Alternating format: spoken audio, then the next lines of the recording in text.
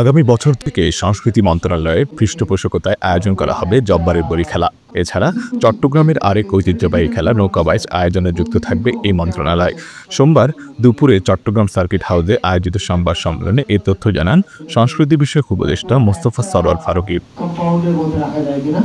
তিনি বলেন, জব্বারের বড়ি খেলা একটি শতবর্ষীয় আয়োজন। এটি চট্টগ্রামের ঐতিহ্য বহন করে। আমরা বলি খেলা উদযাপন কমিটির সঙ্গে কথা বলেছি। আগামী বছর থেকে জব্বারের বলি খেলা আয়োজনের সঙ্গে যুক্ত থাকবে সংস্কৃতি বিষয়ক মন্ত্রণালয়। এটি সংস্কৃতি মন্ত্রণালয়ের ক্যালেন্ডারের সঙ্গে যুক্ত হবে।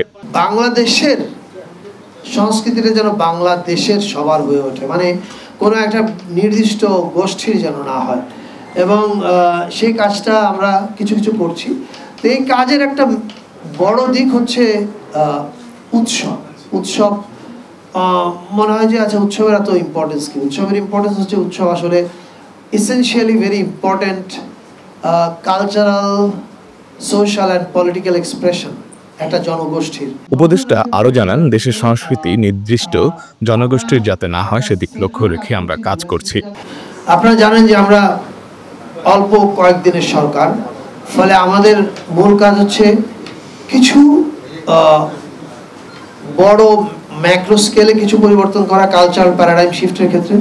সেটা আপনারা ইতিমধ্যেই দেখতে পেয়েছেন।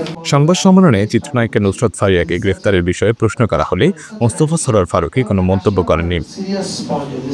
তবে এর আগে বেলা 11:12 তার ফেসবুকে একটি স্ট্যাটাস দেন তিনি।